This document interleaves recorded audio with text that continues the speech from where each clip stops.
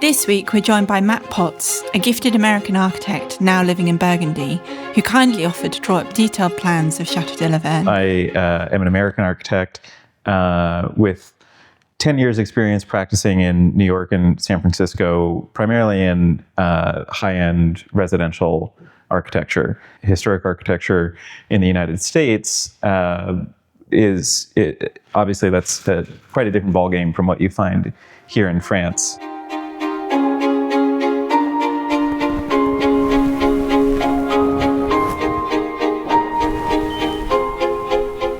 So what are you actually going to do here? Well, the goal anyway is to get a comprehensive set of measured floor plans of the chateau especially, but also the outbuildings and their relation to each other. And the goal of that is with a large property like this where projects are on the time scale of years and decades and not, all at once, this gives you a good base set of drawings to understand your property better, understand the chateau better, and help in planning out any future projects. So if we get a good set of drawings and I've done my homework here and taken as many accurate measurements as I can, in the future you say, hey, we're ready to talk about a bathroom renovation. We're ready to talk about a kitchen renovation. Yeah. I've got all the data I need to get to work on the fun stuff, on the design side, planning out how you want your renovation to look. I think there's also just value in seeing your property from a different perspective. You obviously walk through it every day, you know the rooms very well, but being able to see how the rooms relate to each other planometrically helps all sorts of. What was that word? Planometrically. Planometric. I hope I didn't make it up, but what does that mean? From a bird's eye perspective.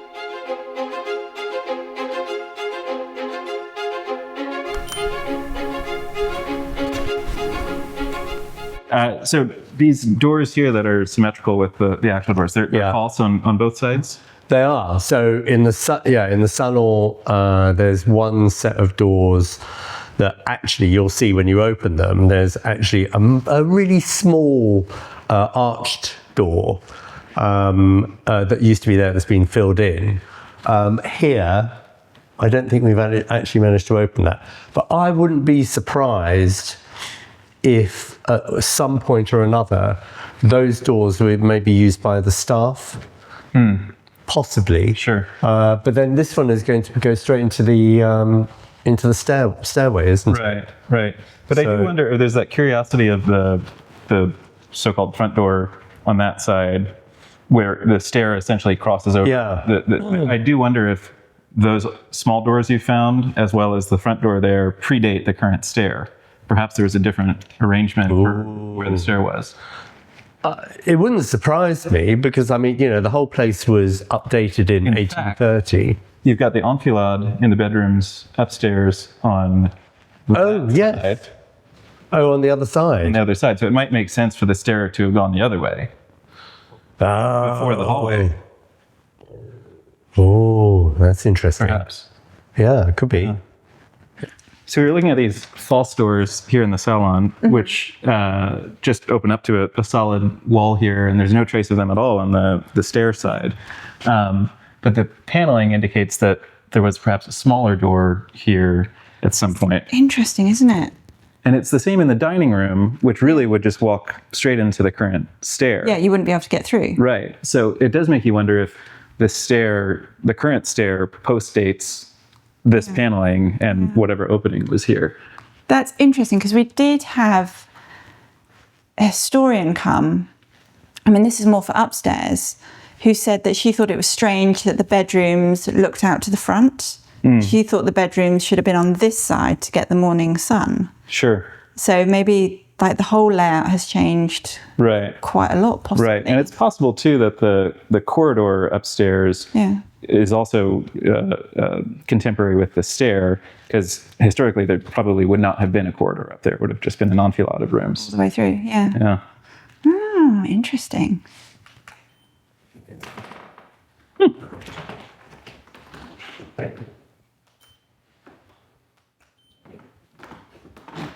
would you believe, the room is perfectly square, like within a millimeter. Really? Yeah. Perfectly Yeah. square. Exactly 570 centimeters. 500. Really? Yeah. That's Both ways. extraordinary. I wonder if anything else is. I thought everything was a bit wonky in here. But we should check if the dining room is, because Yeah. supposedly they're They should be. symmetrical. So Matt, tell us what is the result? Is the dining room the same? Exactly the same. Exactly. Within the margin of the new plasterwork that we won't talk about, Yeah. it's just about exactly the same. So you may be able to explain this to me, or it may still be a mystery, but it's the windows are not completely central to the room or to the ceiling rows and in the room. So you can't put the dining table right in to line up with the windows, because then it doesn't line up with that. And in what's our current small kitchen, the windows aren't central to the room there. Right. Is it that they cared more about it looking correct on the outside than they did on the inside? I think that's right, and that's definitely one of the biggest mysteries I was trying to crack before coming here, from just looking at photos on the outside and the inside.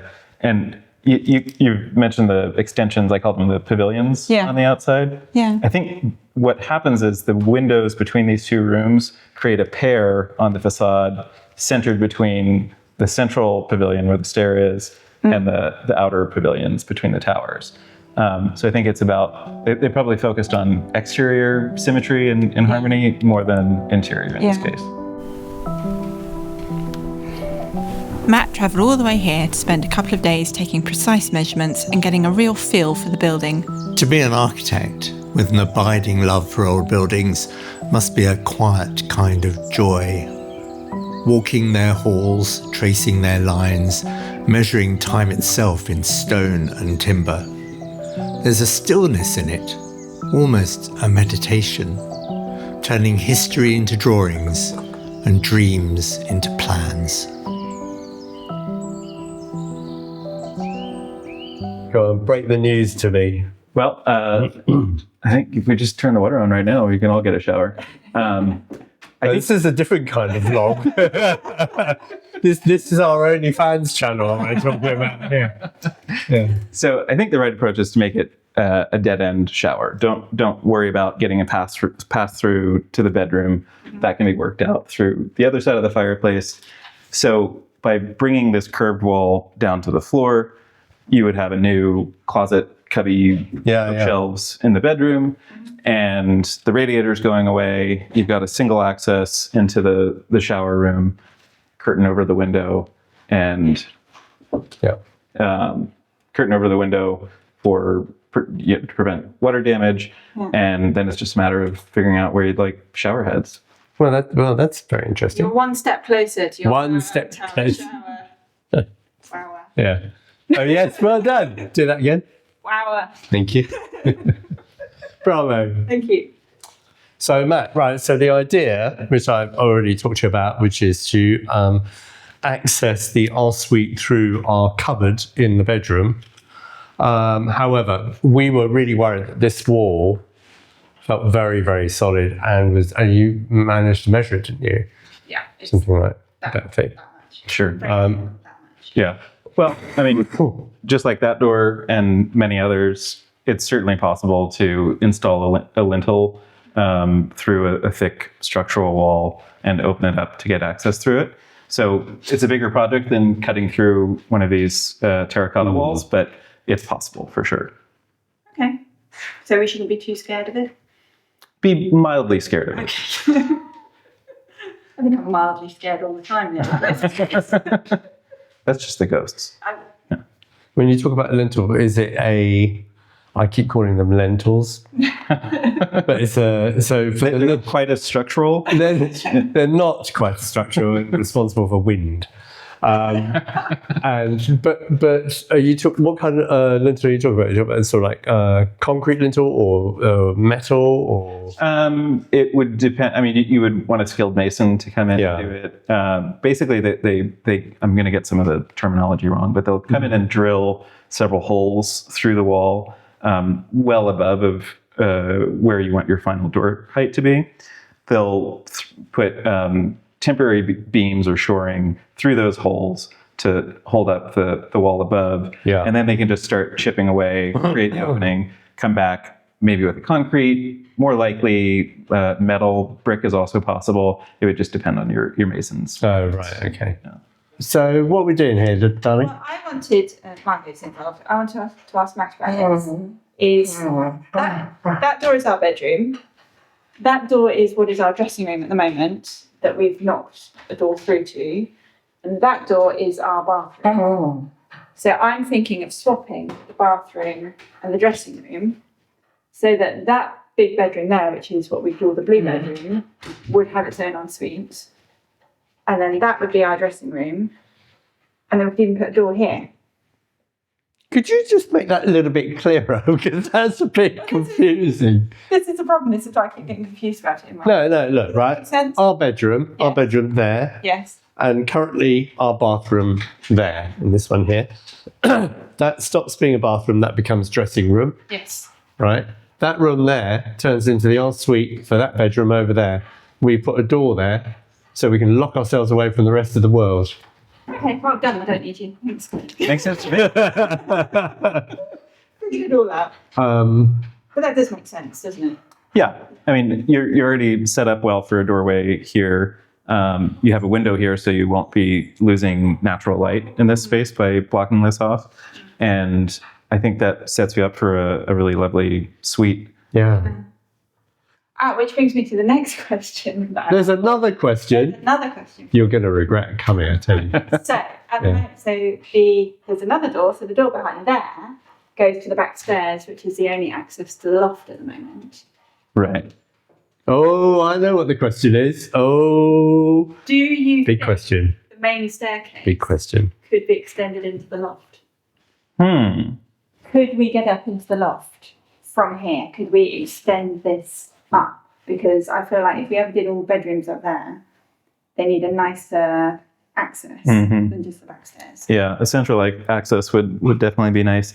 The challenge I see right off the bat is that the ceiling height is not too different between the ground floor and the first floor, which means you need about the same size stair to get up to the attic. And that's the angle. Right, and that stair starts back here somewhere. Yeah. So, I mean, That'd be all right. But surely if you get rid of this room. there's the solution. Just put it up on that end. Yeah. But I mean, it's not to say you can't, play with do a steeper stair and play with the geometry a bit to try to make it work. But it wouldn't be identical. It wouldn't feel like a continuation of the same. We'd have to do something big. But surely, even if you could, you would have to try and copy the style of this, wouldn't you? Which would... It would be, yeah. I mean, that would be ideal if you could. So if you were going to run the staircase in this room, which I don't think we will, where would you break through in that room up into the attic? Sure. So if the stair starts on this side, so that it just is a continuation of the run coming up from below, it would probably start somewhere around here. Yeah. Break through the ceiling round about here. Oh, okay.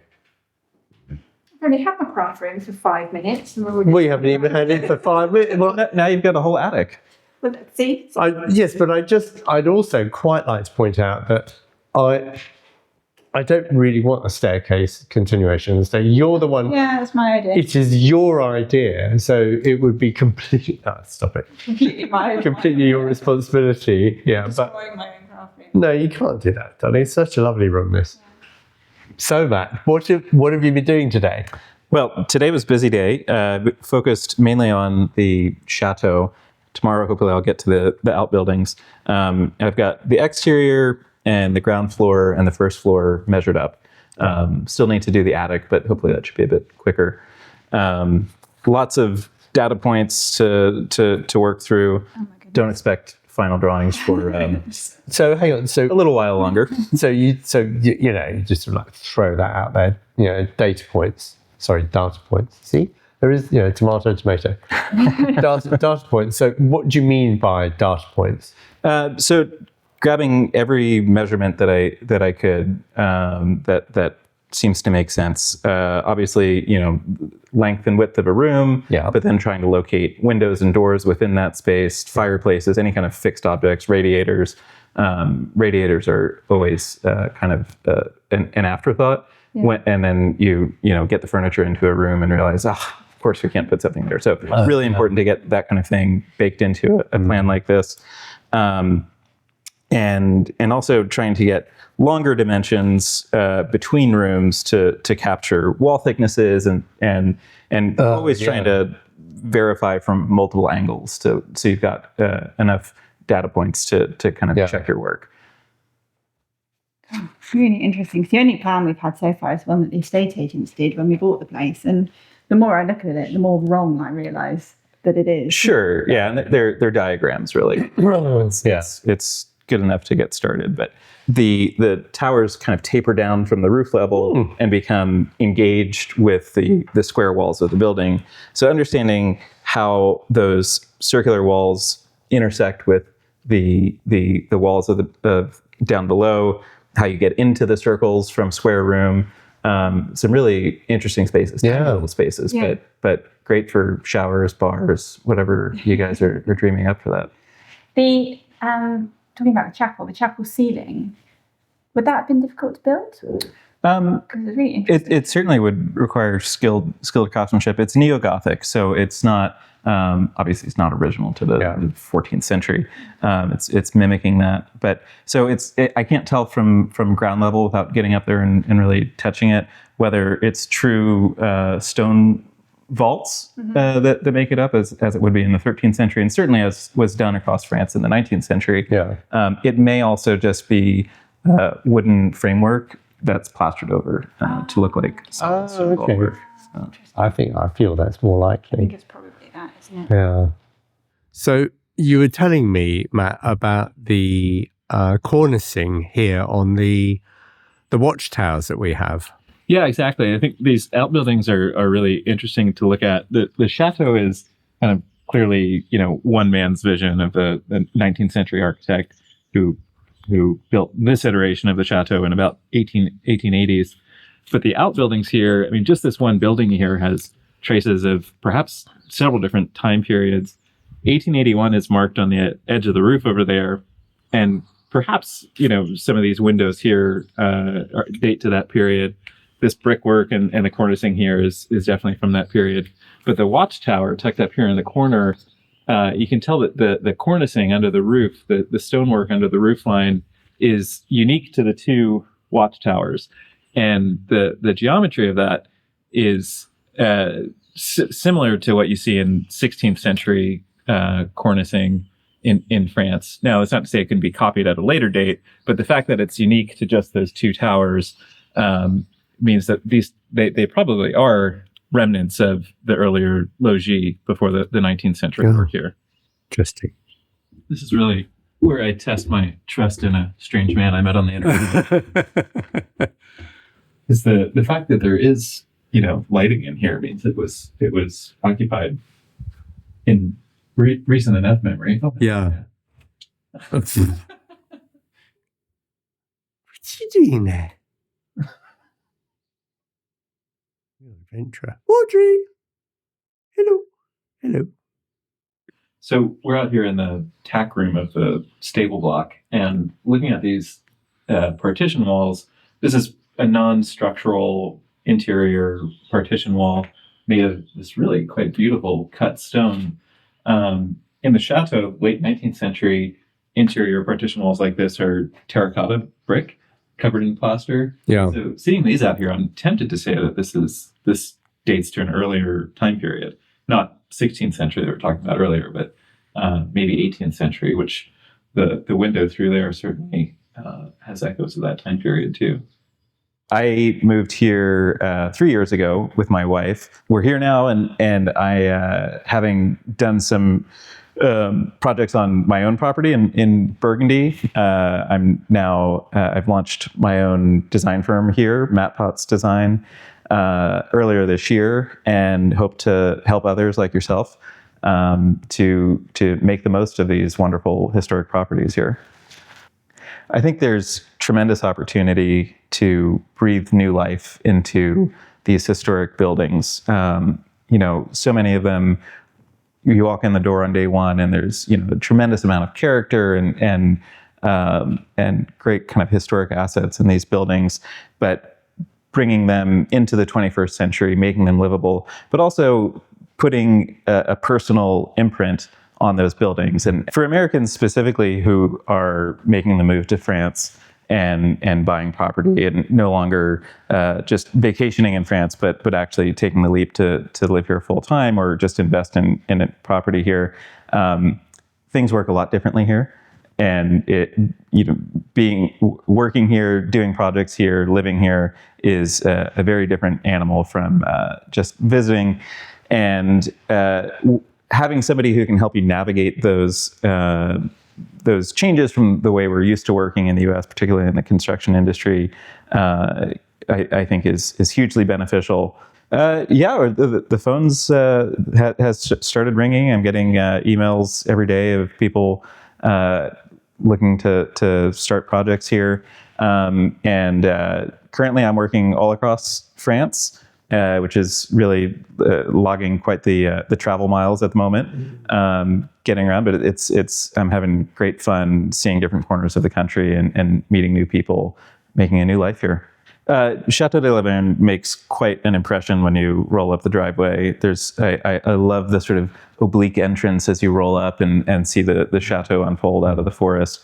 And it's also just been great fun talking with Lionel and Claire. They've got so many great dreams about what they want to do with this property. Some they've already started tackling or are in the process of tackling.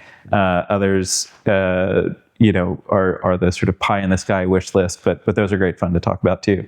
And it's really been a treat working through these sometimes sensible, sometimes crazy ideas with you.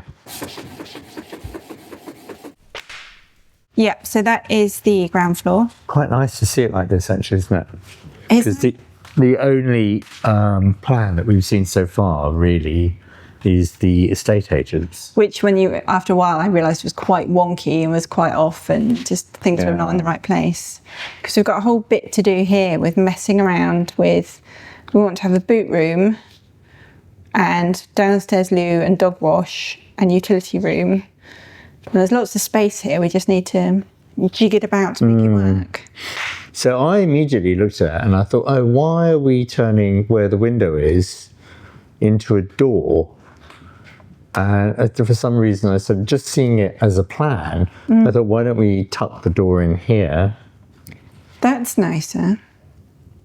But then you put a door there, and then I don't know how you use the space. Yeah. I guess you could put your dog wash on the other side where the toilet is. Look, I mean, it's official. It's on the plans. Shower power tower. At last, somebody sees my way of seeing things. But this was the problem we were having. So seeing where the cupboard that we want to make the secret door goes through and actually comes out in the wrong place. So now we've got proper plans. We can actually see how we get into there. Yeah, I mean, it's not a problem, is it? You're in essence, you're creating like a tunnel. Yeah, just go a bit at an angle, and then and then you're there, aren't you? Yeah. So, but it's cutting through that wall, which is going to be a bit painful. Nice. Yeah. I love this one. Oh, I haven't seen that one. Oh, is that elevations? Yeah. Let's see how pretty our turrets are. Wow. Really nice, isn't it? That's gorgeous, isn't it? I found it very interesting. Look at the way this building is. The way it all sits at a slightly weird angle. Yeah. And you can see where, because it used to be joined up once upon a time, a couple hundred years ago. But it is weird, isn't it? Claire and I would like to extend a huge thank you to Matt Potts, the incredibly talented American architect who created these beautiful plans of Château de Vergne. Wishing you all the very best, Matt, in your exciting new venture here in France.